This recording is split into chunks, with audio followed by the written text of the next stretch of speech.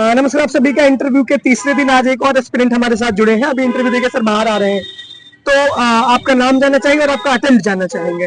मैं अवधेश कुमार और मेरा पीसीएस में तीसरा चौथा अटेम्प्ट होगा, लेकिन इंटरव्यू का एक फर्स्ट अटेम्प्ट है। अच्छा, इंटरव्यू पहला है आपका। तो इसके पहले भी आप यहीं कार्यरत हैं?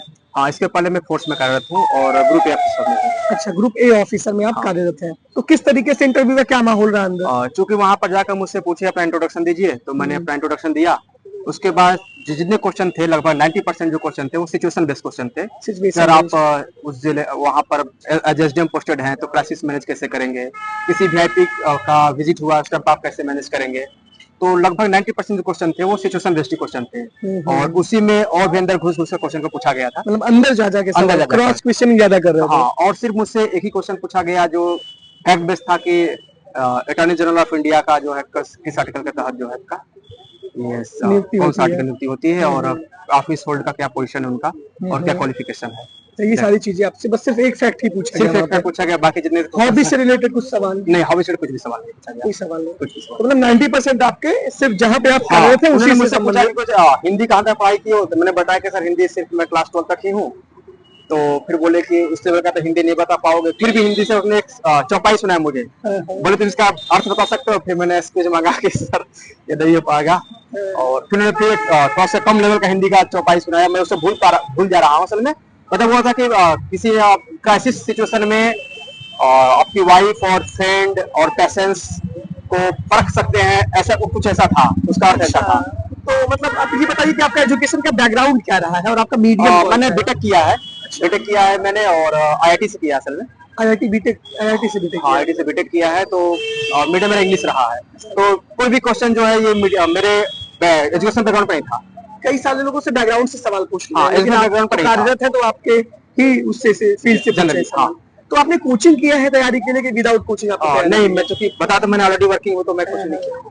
लग भी रहा है आप एकदम सेना के जवान जैसे लग रहे हैं आप।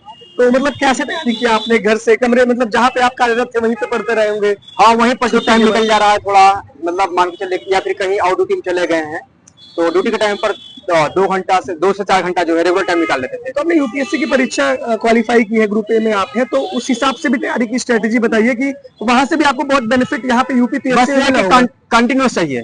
मतलब इसके लिए आपको जरूरी है कंटिन्यूस लगे रहो। 2 घंटे लगेंगे रोज लगो, 4 घंटे लगेंगे रोज लगो। बहुत इंपॉर्टेंट। कभी कभी ऐसा हुआ, मैं पिछली बार जो मिस्टेक हुआ था, सेम मिस्टेक था कि स्टार्टिंग में सब कुछ पढ़ लेता था, एग्जाम से पहले 2 घंटा, मतलब एग्जाम से पहले 2 महीने तक कुछ नहीं पढ़ रहे थे। अच्छा। हाँ, तो ऐसा हो रहा था। कभी जब 3 प्रीलिम्स आपका नहीं निकला तो चौथी बार आपने इस पे बहुत काम किया। मैंने तो मतलब कम पढ़ा, मैं टाइम कम डिवोट किया होगा, इसमें बेशक कोई बुरा नहीं है, क्योंकि मैंने टाइम बहुत कम डिवोट किया था, लेकिन ये था कंटिन्यू किया था। कितना घंटा डेली पढ़ते थे? अप्रोक्सीमेट 3 से 4 घंटे डेली। 3 से 4 घंटे आपका डेली का पढ़ने से इंसान।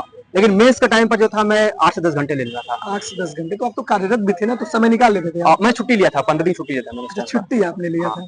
तो बिना कोचिंग के कौन कौन सी स्टैंडर्ड बुक पढ़े, क्या क्या स्टडी मटेरियल फॉर यूपीपीएससी? तो वही कोचिंग का जो स्टैंडर्ड बुक है, मेरा भी स्टैंडर्ड बुक सेम रहेगा। जैसे क्या क्या बता दीजिए। अब लक्ष्मीकांत के लिए लक्ष्मीकांत पॉलिटिकल हो गया, हिस्ट्री के लिए स्पेक्ट्रम हो गया, और जो आपका मिडिवल और एंशिएंट हिस्ट्री, मिडिवल हिस्ट्री का पोर्शन मैंने छोड़ रखा था। अच्छा, छोड़ दिए थे उसको? हाँ। और एंशिएंट हिस्ट्री के लिए मैंने आर.एस. शर्मा का था, वो उठा लिया। ज्योग्राफी के लिए? ज्योग्राफी के लिए मुझे वो बुक याद नहीं आ रहा है, कॉम्प्रिहेंसिव ज्योग्राफी करके है वो बुक है, उससे पढ़ा था। और पॉलिटी तो इकोनॉमी के लिए? नहीं, इकोनॉमी नहीं पढ़ा, वो करंट अफेयर्स से जल्दी।